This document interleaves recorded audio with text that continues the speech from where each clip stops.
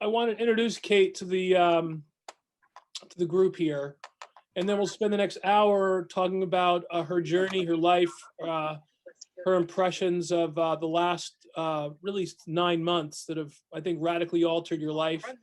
I think that the purpose of this, in all honesty, is that we all, you know, as young students, have to recognize the importance of sticking to your goals and uh, overcoming obstacles and failure.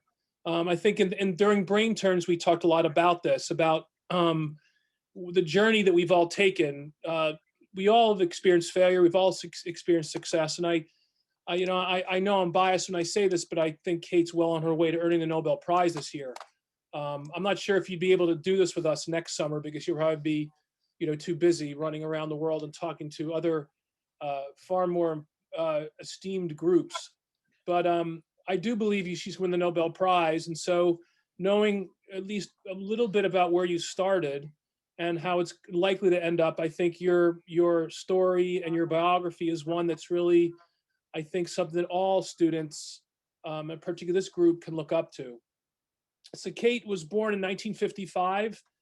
Her father was a butcher.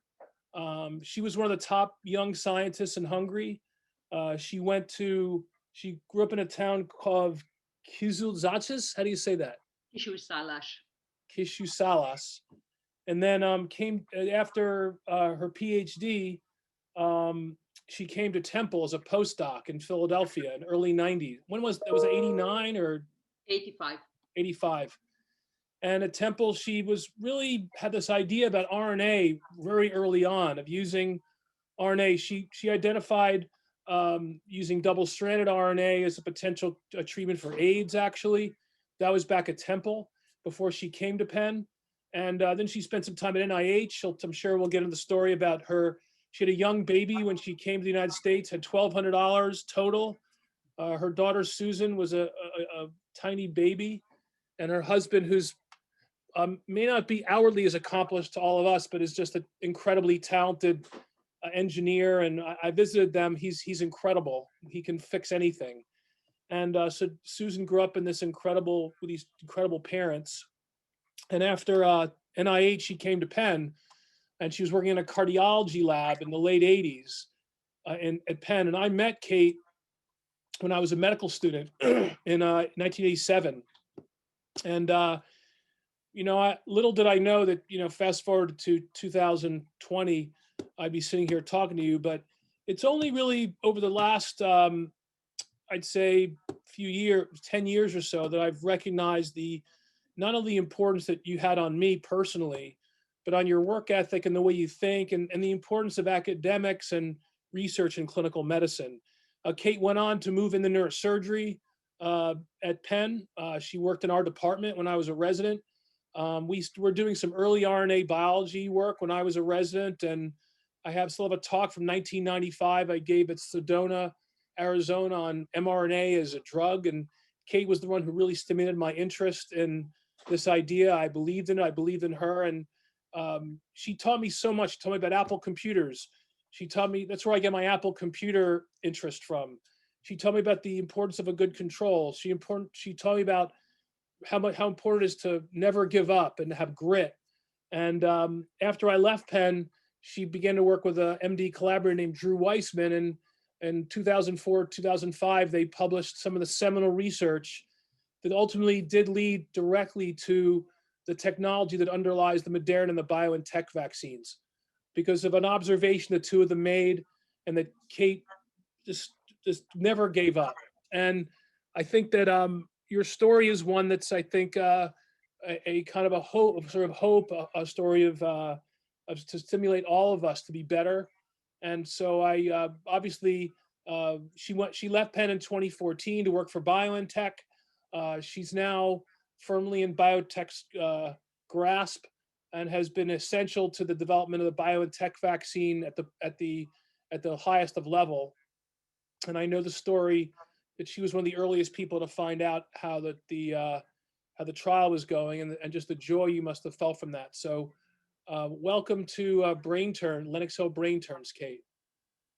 Thank you. Thank you very much for this nice introduction. And Hello, everybody. And so I was thinking that what should I tell about my story that those who are listening would take to to their heart, and they would help them, to go through and succeed in life and be happy, because that's the most important thing, to accomplish something and meanwhile to be happy. Because many times now they describe my life story, it sounds like, struggle and very difficult. But let me say in advance, I was always happy in the lab.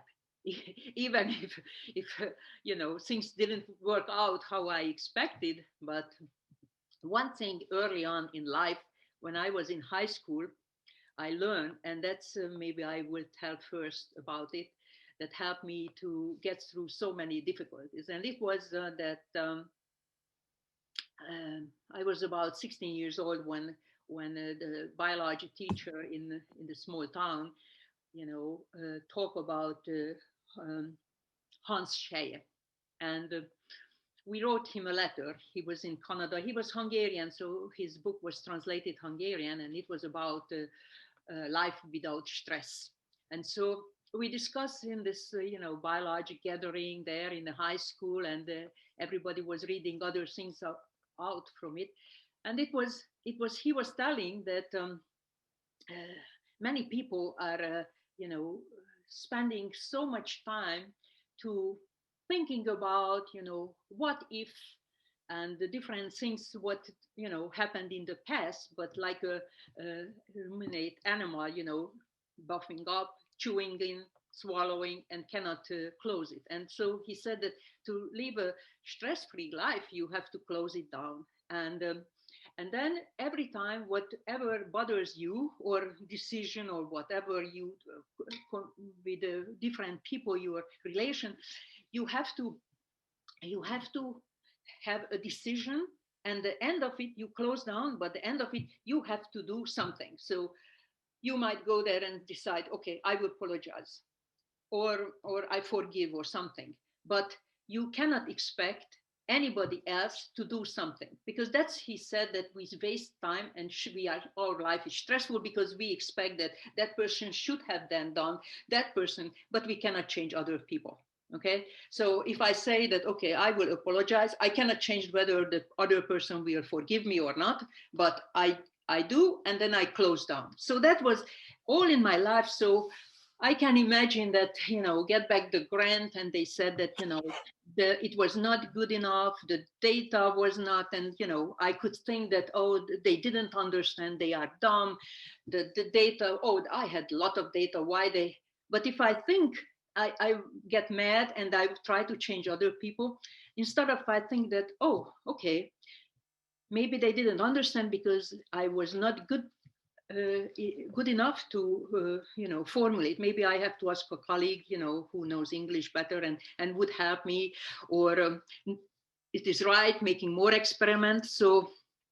So every time, the conclusion has to be what I should do. So I should write a better grant, I should do more preliminary data, and so this helped to channel my energy towards something that I could do, whereas I cannot change the environment and other people. So I don't know that if you have in a life situation that you just keep coming back and bothering you, that maybe just you have to close down and make a decision and then move forward. So that was a life lesson. And I was not raised as any religion, not belong. So maybe other people have ideas from their faith, but that guided me through the years and even today. And then why sticking to certain things, in my research, is also that I could see that what I can do, and not worry about that much, that whether other people doing less and more successful and whatnot, because immediately it will take away your energy, your focus, and it is hard to proceed this way. And so this is the first thing I would say. So try to see that what you can do, and make it better, and things which not to think about that you try or you can change other people's. And another message maybe I would say, that when I was at the university, I give lectures on inflammation and other different topics. And in the last 5 minutes, I just talk about to the students that how they can arrange all of the knowledge. Today they total read maybe 5 papers, 10 papers, maybe 100 papers, and tomorrow or future is 1,000 paper. How they would know? They put in the folder, a different folder, many folders, and so I told them that I find it too helpful to make tables.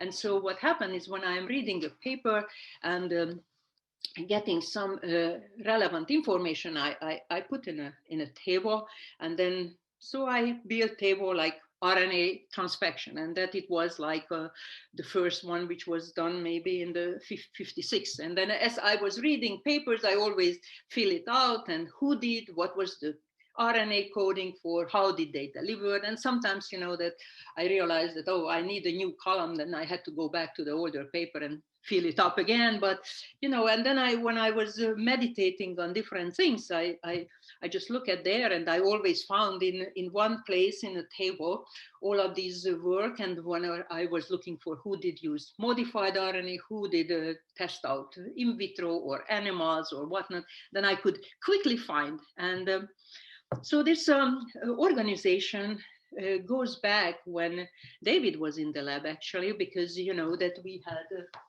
had the blue book, and so here is the blue book, which we had, which is blue, and we named this blue book because we realized that we need organization, and we need to not to use for experiment big cubes to write the story on it, that what is in, but we just give a number. And so his handwriting is right here in this book also, and all of those who came to the lab and entered, and we gave numbers to all of the samples. And so we could trace back and very well organized. So it is kind of sounds very boring things that we have to this kind of organization. But we, with my colleague here, when we did animal experiment, we entered every experiment, what we did, what we injected, and then we did a complex table with a hyperlink, and even the experimental result, it was 1 page, and you can go back again, the ledger. And so right now in Germany, we have the 7 years we were there. We have every experiment we have done. And then if you want to know that whether that and that RNA and whether we measure interferon what, you just filter it. And in 1 minute, you already can see the result. That was the experiment was done. And this is why we never repeat experiment, because we know that we have done already. So this was this table system, which even when I'm planning to go to Germany, they said that, oh, German probably has that. No, they didn't have, and they adapted, and know that it was an example for them that how to organize, to see how 10 years experiments, what was done in certain field. So we started it as many things that we have seen how it shouldn't be done, because it was messy. People, when they asked for some sample, they went to the freezer, they went to the refrigerator, they tried to figure out where they are. And instead of what we have done, we put everything and organized. So if somebody was coming to see that whether I have a certain antibody, I just look at the computer. At the beginning, of course, we had the book, but then we had the computer and organized on there. And then I could see exactly what refrigerator, what box, and what number of box. And then I just had to go there to take. So those seeking for sample and try to find something and not knowing that whether we have or not was saving a lot of time. So that was once met some student, they said that this table thing was the most important. I said, although I had a full lecture, and the last 5 minutes I talk about tables, and maybe the first part was not that good that they remembered only the last 5 minutes. So organizing things is in table, or in an Excel table, my favorite, something that I can recommend, and you can try and keep up, and rolling how the knowledge comes, and maybe fill up something which was before that is some directly I can suggest to you. Do you have a question? Maybe you can talk about, had you ever thought about giving up, number one?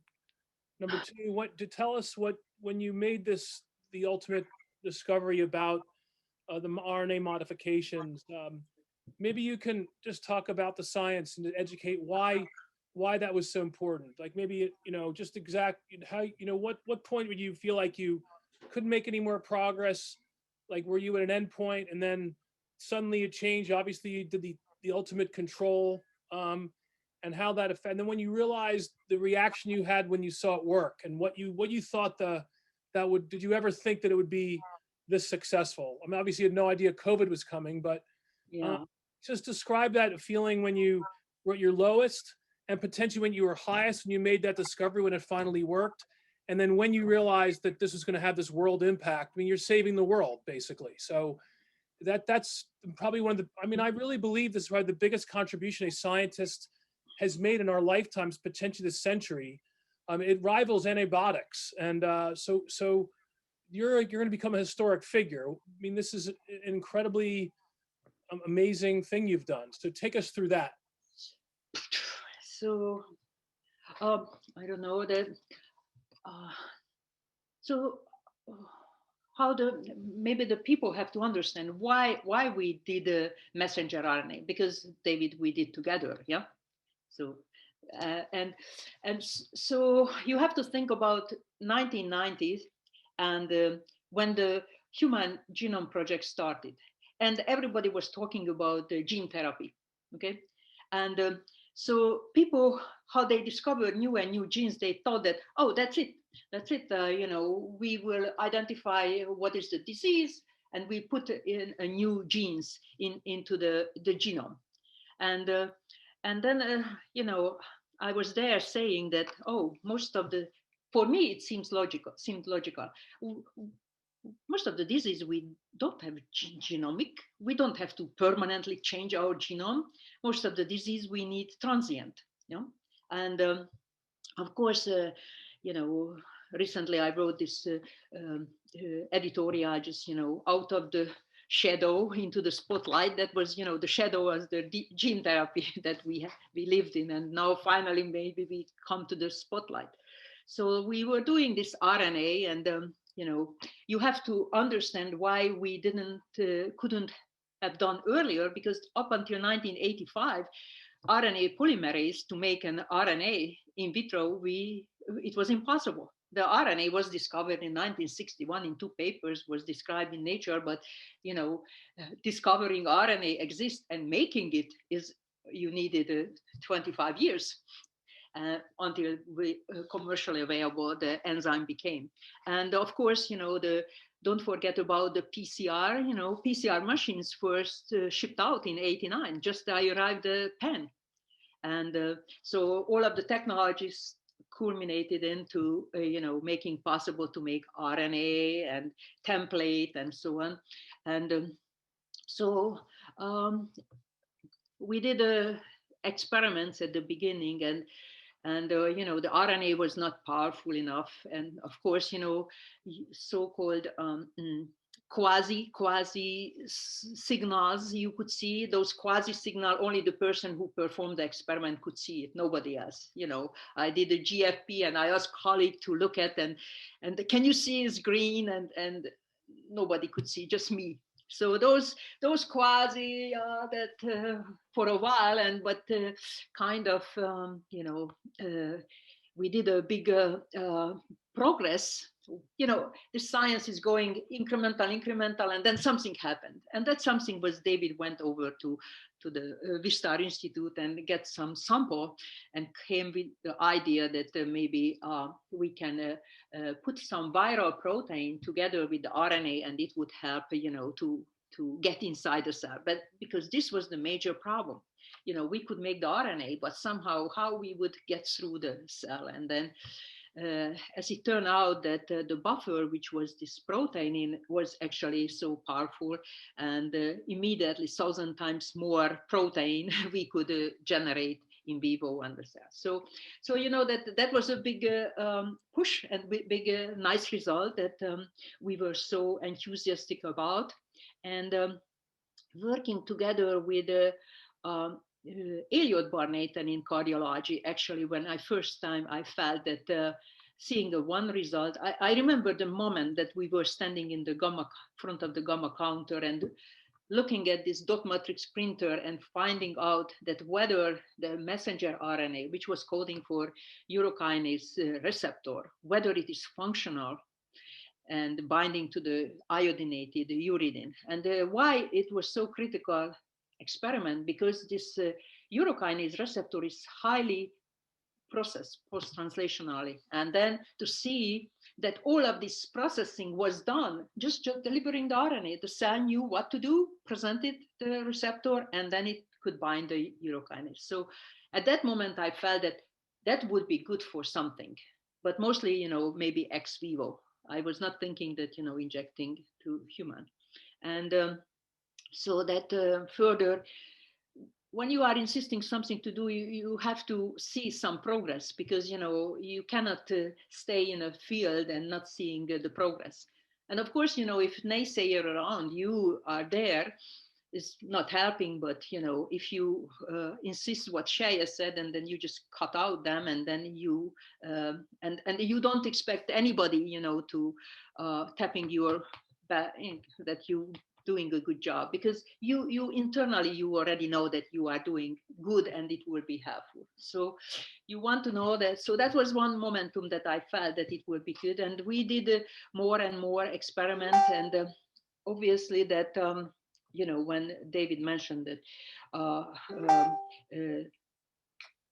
Drew Weissman came, and then he wanted to do vaccine and made the RNA, and he was so happy that it was so immunogenic, and it was the adjuvant. I was devastated, because I want to do mRNA for therapy, and to deliver something which is inflammatory would have been very bad. And so I was tinkering, doing different things, changing on the RNA. Just And explain that. That's a critical thing. Just to, so it's a relatively lay audience. The whole concept of inflammation, why that's bad for you, but potentially good for the vaccine. So just explain how the RNA that you were making would never work in a human, because it causes inflammatory reaction. Maybe you can explain that, and then because that really is the crux of why the vaccine works in some ways. You got around that problem. Yes. So that so that was one surprise. What we had is that the RNA, Drew discovered that the RNA is inflammatory, immunogenic. It was not known up until that you make in vitro transcript and then it is immunogenic. And so he was happy that it would be a good vaccine, because the vaccine is not just code for the viral antigen, but it also works as an adjuvant. And I wanted to make an RNA which will therapeutic, which will be treating, for example, a patient with a stroke. And then it is not good if it is inflammatory. So I started to think about how I could make it non-immunogenic. You have to understand that our cells has RNA, but those RNA is inside in our cells. Now that when you are doing a therapy, the RNA is coming from outside. And what kind of RNA is coming from outside is, viruses or some damaged cells. We release the RNA, and those are not good. They are activating the immune system. So it is natural that if a cell, immune cells, recognize out of the cell, in the external area to be RNA ATP and other products from the cell. It is react as an inflammatory. So it was not surprised now that, injecting an RNA to animals or to the cell, that it will generate unwanted effect. And so why it is inflammatory, we discovered that the cells has different toll-like receptors, and these toll-like receptors, at that time already we knew that toll-like receptor 3 respond, it was 2001 was discovered, respond to double-stranded RNA. So we thought that, oh, most likely when we are injecting in the endosome, there are toll-like receptors maybe responding to this RNA we try to deliver to the cell. And that's what we generated cells and demonstrated that in human cells, toll-like receptor 7 and toll-like receptor 8 located inside the endosome, these get activated when we deliver uridine-containing RNA. We use also homopolymers, so poly-U always activated.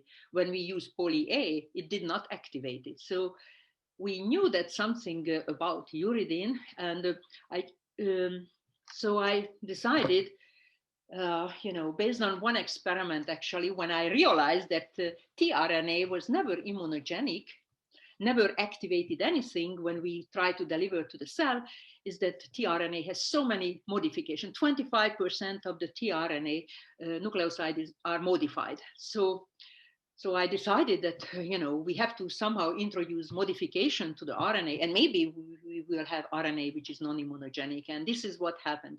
In nature, you might have to know that all of the RNA in your body is made from the 4 basic nucleotides. But after the RNA is made post-transcriptionally, different enzymes will change and modify it. And in our RNA, we have more than 100 different modifications. In a DNA, we just have one type. So we have this different modification, but we couldn't do our RNA this way for the therapeutic.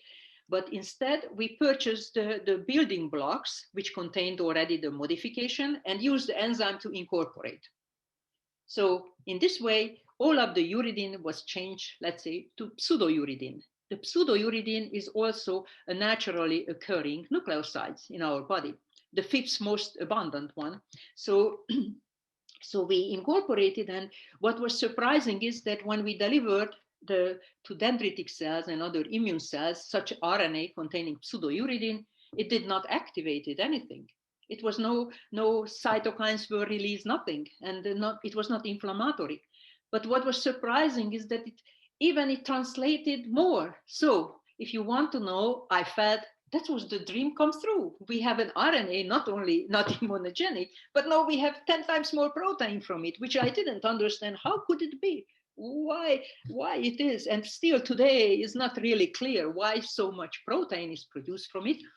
So this was a very great feeling, and we have filed a patent, and we decided to make a company, and I was so excited that we will make a modified RNA company, and then we will playing in the laboratory, out licensing, get a little money to make more experiment, and for different field we will people can use it, and so we published the paper in 2005, and Drew said that no, we can prepare. People are inviting us everywhere. I waited. I mean, we did a lot of experiments, not sitting and waiting, but a couple of years passed, nobody cared. so if you want to have the feeling that, wow, oh my God, I know the feeling when I realized looking at the tRNA, because previously I looked at other part of the RNA, which I tried to change. And then the realization that the tRNA is not, we have to have modified, and I get the rush to how I can prove it, and pick up the phone, calling one colleague, another colleague, graduate student, we were together in Hungary, and asking advice how we could make it. And so eventually, that was a kind of feeling that I felt that something very important, but I didn't have the proof. And when you do the experiment, you see something, not the, it is somehow you don't have that kind of thing. Oh, that's it. But nevertheless, we were cooling down because nobody cares.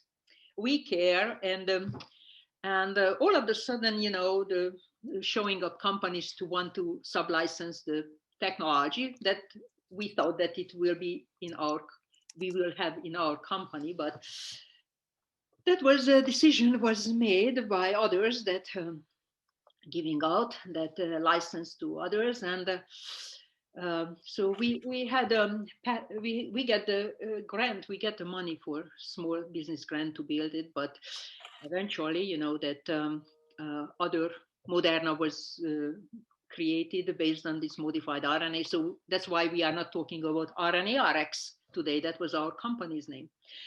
And so that was the kind of feeling. And then when I was reading about all of the Moderna and they discovered everything, a little bit I felt sad because, they never mentioned that anything to do with us. But that's, I can, again, I was happy that somebody is using. So that was the main feeling, that I was happy that somebody is using finally, because that's what with Drew Weissman we wanted. And I have to tell you also that originally we didn't want to license, because we said that we want everybody to use, but it was explained to us that if everybody can use, nobody will use, because somebody will start invest money doing all of the experiments showing that it was safe and not, and then anybody can jump in, and they all of the invested money and energy, they cannot collect. So One of the things I I think I've taken away from watching you over the years is not only the importance of a good control, but believing your data. And I think that's one of the failures. A lot of times when you do transactional research, a lot of the students that are here want to do research in order to get into medical school. They got to go do research. That's why I did it. I wanted to be a doctor. I mean, I knew I had to do some research so I can be a better applicant. And even as a neurosurgery resident, it was more, I'd already met you by then, so I was totally dialed in on it. But the point is that you have an idea. A lot of times you only see what you want to see. And if you don't see what you want to see, then you're like, oh, it must be wrong. The experiment must be wrong. Not that the experiment's right, that I'm wrong. How were you so good at doing that? And I tell you what, for me as a physician, I try to be that way as a physician too. That if there was a lesson learned from research, that's it. And so when someone comes to me with a problem, they come with a diagnosis. Dr. Smith, who was on earlier, talks about patients coming with the wrong diagnosis. Very often you say, oh, everyone makes these assumptions about that's what it is, that's what it is, that's what it is, whether it's a film or a lab value or something. It's an important feature of your success. And certainly I'm nowhere near the scientist you are, but I try to use those ideals and with patient care, and that you can't just believe yourself. You can't trust everybody. You have to trust the data you're seeing. How did you keep consistent like that throughout your life? yeah, so that like watching Columbo, that you always figure out that who, for the facts you can see that, oh, probably that happened, but when you look at the details, that turn out that okay, the crime didn't happen that way. So criticism and the critical looking at data. And what happened, David, is that you always want poke holes to your idea. And if somebody is criticizing, you are listening. I wish that politicians and other people would do that, because you listen, you want some criticism, because maybe he is right, and that had to be always open. Maybe he is right. Did any of my data can contradict or support what he's saying? And it is very valuable, because this is how science advancing, that good constructive criticism, and then you design a better experiment to answer that question. And maybe he is right, or maybe I am right. We are looking at the same data but think differently, and then you have to value that the other person who thinks differently, and then do another experiment, know that exclude or prove whatever is in question. And so I always invite criticism, and critical thinking, that maybe it is different, that what I think. And in the science, of course, you have to spend so much time reading, and then once the Penn professor said, you are learning more and more from less and less, and finally you will know everything from nothing.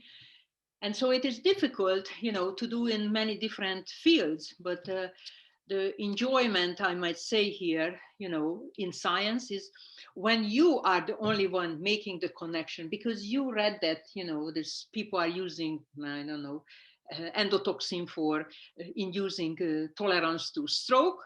And then I was reading that, oh, they just discovered that endotoxin is activating TOR4, and explaining what is the mechanism, and you try to see, oh, this mechanism, how it is applied to this other one. But the people who are working on maybe on the stroke and doing all of this elaborate research, they are not reading what happened in the basic molecular, and they are already understanding that. So one thing is you ask about the data had to be reliable, and so many different direction. Also, you are trying to make an experiment, and this is so beautiful scientific papers. You can read every direction. Sometimes you are mind-boggling that how did they talk about that might be happen this way and that way, but they are doing those experiments to make sure that one may have a statement that this is the mechanism, then that you can rely on those, and you can apply to your own research as well. And so welcome colleagues' criticism, and listen, and then try to make an experiment will address that weakness or proof. And it had to be open for the thing that the colleague is right. Yeah. I think that's a lesson for all of us. To surround yourself with super talented people, accept criticism. Yeah. Failure is okay. If you're wrong, you're wrong. Move on. It's a key to success, I think. It's the lab. It's a great place to learn that, honestly. There are a bunch of questions. Randy, do you want to ask them these questions that are coming on? One right now, one of the things I think a lot of people are interested in, Kate, is being a woman, being an immigrant, difficulties in a very male-dominated, science is very male-dominated. How did you overcome some of that? I know the backstory and a lot of the stuff, but I think being a woman and an immigrant, I think, adds an additional layer to your success and what you would tell yourself at night and what you're telling yourself now. Yeah. So they asked me about the being a woman there. When I looked at many times, I looked at is any woman is how they can be successful. Most of them actually had a husband who is also was working together. It's very rarely you can see maybe a woman who is just by herself, but having a family, and that's not. This is a difficult thing, to succeed, because I need a husband who is supporting, who wouldn't mind that. Okay, Saturday, Sunday, I am in the lab because I had a good idea, and I feel that by Monday, if I am ready, then we can proceed again. And he's not complaining about that. I'm not cooking, and he has to clean, and then he has to do everything. And so, it's having a good husband, supportive husband is a critical for, and I have to tell you that I didn't feel that, the women would be, because actually I had some women actually who were treating me worse than anybody. So I had great colleagues who were men, and maybe I had also colleagues, women who were supportive, and I have both of them who were not that supportive. So I don't fear that somebody who is looked down on me, just because I am a woman. For the accent, and my English is not perfect, of course. I was 19 when I learned that this is the wall and this is the ceiling. That was the first lesson I learned. And So when I was giving a lecture on Rockefeller, one of the professor woman came to me and asked about, the supervisor who is leading this study, and and I had to explain that, that's me, because they expected that somebody must be smarter there who is advising me, because it is quite complex. But that they might just just curious. I don't take this too hard, that that's okay. That's okay. You And tell that David once Elliot asked me, that, hey, what you would do if, forget a family, you can do whatever you want. And then I was standing there like 5 minutes, and I said, I never even thought about that, what I would do, because always something that, the family, the support, and other responsibilities. But did you always knew you were going to leave Hungary? that I wanted, I didn't want to leave Hungary. Actually, colleagues dream there to go to US to work. One guy was working in the biophysics, always saying about Carolina. I have to tell you that at that time I didn't even know where is Carolina.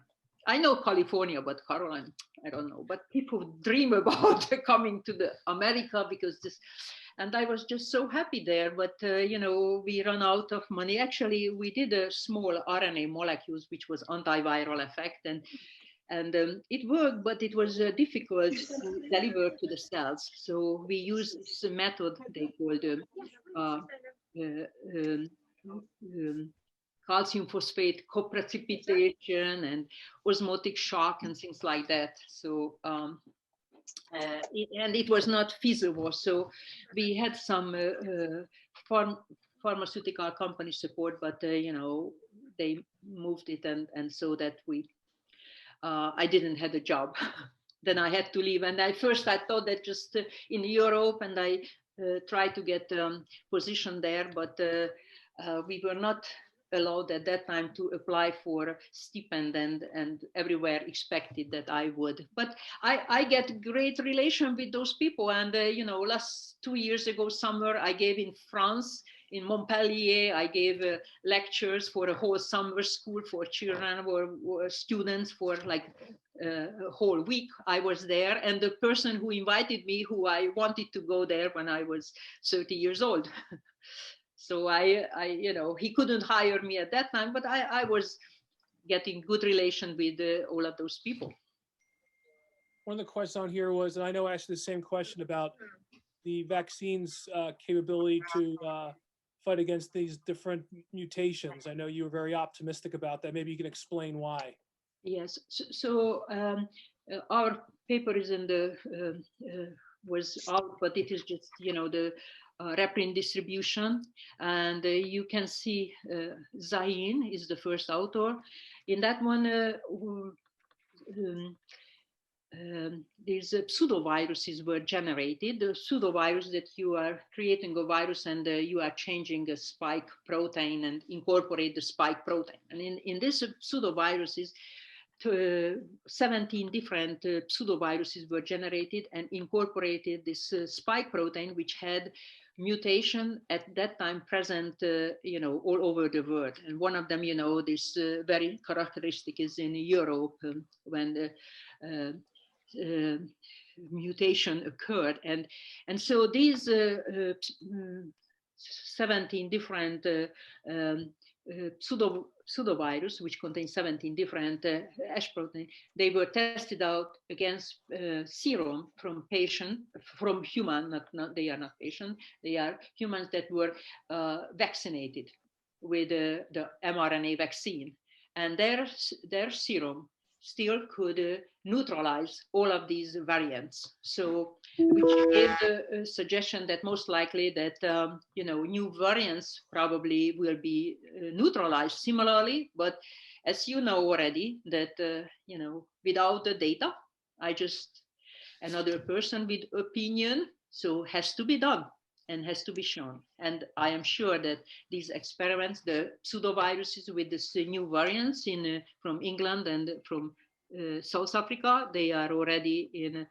pseudoviruses, testing out to see that whether the vaccine, which, the serum from the vaccinated person could neutralize. And we also learned from our CEO, Ugur Sahin, that he thinks that if we need a new vaccine, it can be done in 6 weeks.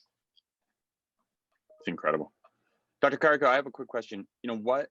How can this mRNA be adapted to fight things like cancer? Is a cancer vaccine possible with your technique? Yeah, so actually all of the vaccination, CureVac, a company in Germany, started in 2000. They develop cancer vaccines. They use the non-modified mRNA. Mrna used the nucleoside modified RNA cancer vaccine, and we are also at BioNTech, we are using. And those, we have an individualized cancer vaccine program together with Genentech, where each patient will get a vaccine that is characteristic of their own cancer. So everything is sequenced, unique mutation identified, which code for protein, resulting amino acid chain. And then these epitopes are injected back to the patient. And of course, and this kind of cancer elimination requires cellular immunity. So, in the infectious disease, you have a circulating virus which antibody can capture. But for antibody, you need a big protein present in the cancer cells, which is characteristic of the cancer, which there are some, and there are antibodies against cancer, but most of them is, need cellular immunity, CD8 and CD4 positive cells to recognize the tumor cells. And these are programs running in many companies for cancer vaccine. But it's not so simple like for an infectious disease. You know that only which can be viral antigen, and for cancer, you don't know which is the driver mutation.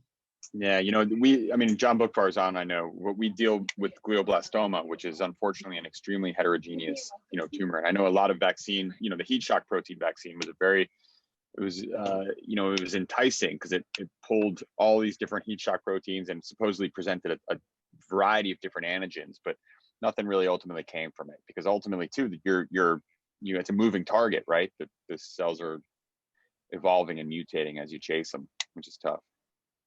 I think one of the other big questions here, and it's kind of similar to something I had in mind, is, what was one of your inspiring forces? What's driven you to do this, to continue pursuing this, despite failures, to keep going forward with it? I always could see progress. I could see that it would be useful. I wanted to show that. And even when we did in a lab the experiment, and every time when we get a great data, I ask my colleague, just Hiromi Muramatsu, because we were two of us, that when it will be go there to the patient, because through the window we could see the patient at Penn. And then one day I told him that we have to take it there. And he said, "Oh, I will go with you." And he had also family, his son and everything, and my husband and my family here. And we just went and flew to Germany. I told him that we have to go there because they already have RNA in clinics, and that this is the fastest way, the modified RNA we will put to the patient. And I told that, okay, I will be there until the first patient will be injected. Then I said, okay, I want to see the first patient to be cured. So every time I get a new goal, and then it extended that, I'm stayed longer and doing things. But I've seen the potential. So this, when people are saying that, oh my God, I cannot even talk about papers because, this is in the process, but you would be surprised at what kind of application we at BioNTech, we are using it. So, but others are already injecting into the heart for salvaging the partially damaged heart tissue. There are and this is phase 2 already for AstraZeneca, and they are using as messenger RNA coding for antibodies. So very expensive to use antibody, but if the mRNA coding for the antibody is injected, and Moderna is already has clinical trial for chikungunya virus, they have antibody too, and so there are so many things. Whatever in the clinic, and many expensive recombinant protein, you can replace with just delivering the RNA, and not mentioning the intracellular, disease where intracellular protein is needed for therapy. But of course, for this one, you have to make sure that you reach the critical cells, because in other one, you can, if it is secreted protein, sometimes it doesn't matter which cell is secreting, as long as the protein is functional. Randy, this is press. A lot of kids want to know about the, one of the students asked about historic nature of this discovery, with one negative aspect we saw about resentment, fear of experts, and rejection of science from lay people and politicians. They were wondering if you could speak to what you think scientists can do in the future to better foster the relationship and perhaps dispel misinformation. I think that this is why I've been all over you to get out and talk to all these kids, and because you are an example of that. And I want, maybe you could answer that question. Yeah, so I realized that we should have done more as a scientist, and try to, use a language or simplify so that it is easier for the people to understand. That those people who are denying the virus because they said, oh, you cannot see it, and this is true, we cannot see it, so it is so simple and logical, and the people always look for explanation, and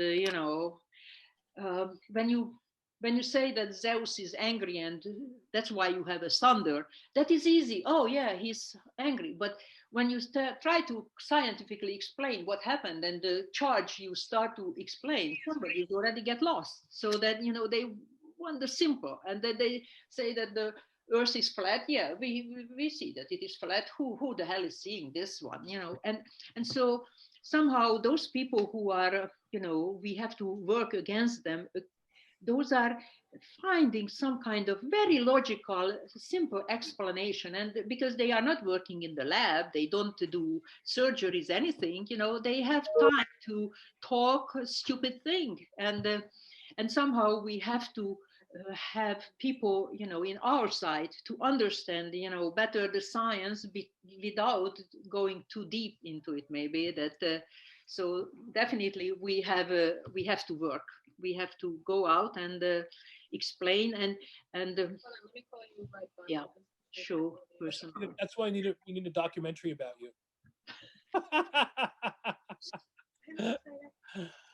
John, so far, you want to ask anything, JB? Yes. I know he's on there somewhere. He's floating. Well, I think this is fantastic. I mean, my own interest in seeing people, something that it reiterates to me all the time, and I want the students to also understand this, is that it's a journey, right? I mean, how long have you been working with mRNA now? I mean, this is a career, this is a lifetime, right? Yeah, I mean, working with RNA, it was 78. I started in 78. And so, these kids, when college students, high school students, pre-medical students, all interested in pursuing medicine, they're all in this rush, and they're feeling the pressure of being in a rush and getting to where they want to be immediately. And, maybe it's a product of society. We live in this, immediate gratification world. But this is a journey. This is your whole career. This is your life. And by committing to it, you've demonstrated great success. Can I show a quick screen capture for a second? Yeah. So this is how I remember Kate. Here. I met her around this time. This is her at the bench. This is probably the late 80s, early 90s. This is Kate and her daughter, Susan. I think this might have been in London. I don't know. Yeah, London. This is Kate's amazing husband, Bella. So this is going back, think of all the time that's gone on from here to here. And then these are the four, this is from an article about the four most important people for the new COVID vaccines. This is Saheen and his wife from BioNTech, and is the CEO of Pfizer, and Kate. And she bridges these two companies because her observation about how to block immunogenicity of RNA that led directly to the vaccine. And here's Kate getting the vaccine. And so, I was wondering how you felt at this point in your life, with all the water that been under the bridge, with your collaborator next to you, how that felt to finally take it yourself and what it was like to get RNA stuck in your arm. Yes. Actually, that when we went there and we were in a mask, and then just they announced, and the whole way the people waited for a pen, to get the injection, and they said that that we are the inventors, and they started to clap and say thank you. That was the most emotional for me.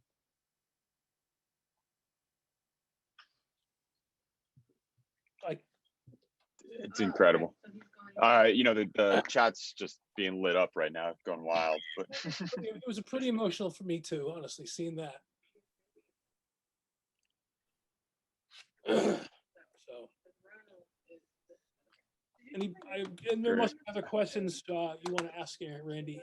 I'm just trying to keep up with the chat, trying to find the real good ones, but there's a lot of thanks going on. So, you've made an incredible impact. I think students love hearing success stories, but it's important to understand again that there are failures along the way that culminate as long as you stick to your guns and believe in what you're doing and aren't afraid to criticize yourself. I think those are the big lessons we learned. Yes, actually, on Harvard once I gave a lecture, and I showed that all of the rejection, that that it won't be anything, and and that's so they try to present that the road is not a simple one, and you just have to keep going, and as long as you have colleagues like David who believed and enthusiastic and work together, and it will help you to proceed, and we are a lifetime friendship here between us. That's fantastic. So, people were asking which vaccine you got. I could get, but it was, IMO is 88.9% protected to get sick. I got the BioNTech, and because it was on 18, and that time it was BioNTech, our own vaccine. And, when I injected, I knew exactly, because last summer my team was working day and night to optimize it, because we realized that changing certain things, we can have a super translatable RNA, and that we have done that. And I knew exactly what elements were in kind of, and so it was BioNTech, Pfizer. What would you tell people who are afraid of the vaccine at this point, if you had, parting words for? Yeah, I have to tell you that I tried to figure out how I can say 30 microgram, how little is 30 microgram. And then I looked it up, and I found rice is, one piece of rice is 30 milligrams. So if you have a rice and you cut it up in 1,000 pieces, then you take one piece. That's amount of RNA injected locally to the arm. So it is, and that RNA is start immediately translating. But immediately degrading. You can imagine how long it will be around when you have to keep it minus 80 Celsius, that how long in your body temperature will be present. So don't worry about that it will be circulating for the rest of your life and get to your brain and heart. It is a small amount. The RNA codes for just one protein, and that protein is made in the immune cells, and they are going to the lymph node nearby, presenting, and the protein is gone. The next day you don't have any RNA there, and so it is the least side effect you can expect. There is it cannot create, it's not other viral element, only the one protein which is responsible to generate neutralization. So interesting, so great. What about the microchip though? That's about this big, right? Yeah. So that was, 1/1000th of a piece of rice is what the weight is, the RNA. So what's next for you then? We learned that it is 10 days after injection. It already. What's next for Kate is Stockholm. Stockholm? Kate and I Drew. don't think about these things at all. Well, I mean, you've got to have ongoing work in the lab, or are you like mic drop, I'm done? No. That actually now that I am hardly can wait, because we would, return, because there is a lot of ongoing business, and as I mentioned, you can expect a paper will come out soon in Science, where is a new field applied and modified RNA. You will find, and then we are doing actually more because my original intention was therapeutic. Yeah. Therapeutic protein, and we are not doing that yet. It's still a viral antigen. And for the cancer, we have to have better understanding still.